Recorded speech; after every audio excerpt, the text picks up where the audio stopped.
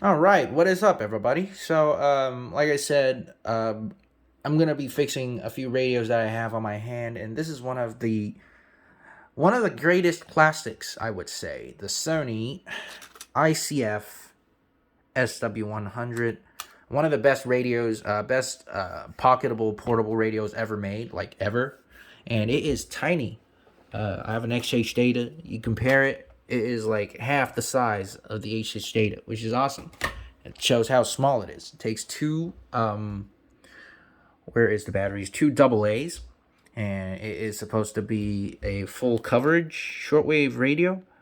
I think at least that's what I thought. I wasn't able to test it or anything, so that's kind of that. So the issue is there's two, as far as I can tell. The first one's the battery issue.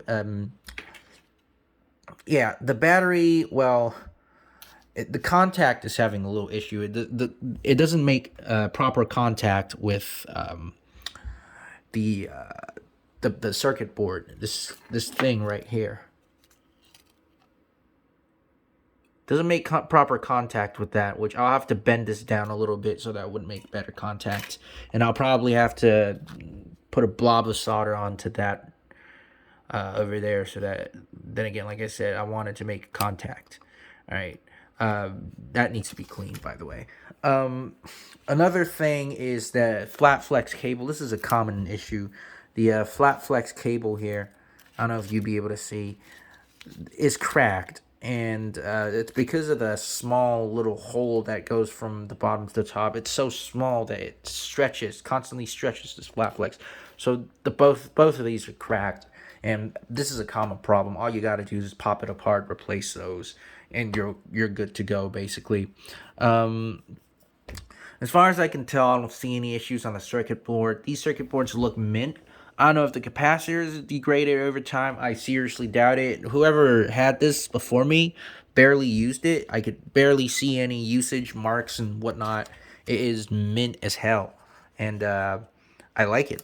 So what I'm going to do now is I'm going to order myself some flat flex cables, and I will replace these and see if I could open up the hole here a little bit bigger, so that this wouldn't happen, all the time, and probably find ways to protect the flat flex a little better, maybe by, I don't know, using tape or whatnot, just so that wouldn't crack like that. And hopefully it will last a little longer. I mean, at the very least, it's probably gonna last like 5 years, even if I don't do anything about it. But hey, since I had it apart, might as well do something about it. And I did power it up. I did get the clock to show. It just doesn't turn on, which is normal because the flat flex is broken. And I was able to tell that I think this is going to work. Just what I think. I'm not sure, but I think this is going to be working. So I guess we'll find out. There you have it. I'm going to keep on working on with the fix. I have to order the flat flex and wait for it to arrive, and then I'm gonna fix this. I'm gonna see how good it sounds, whatever that is, and yeah. So yeah, that's that. There you have it.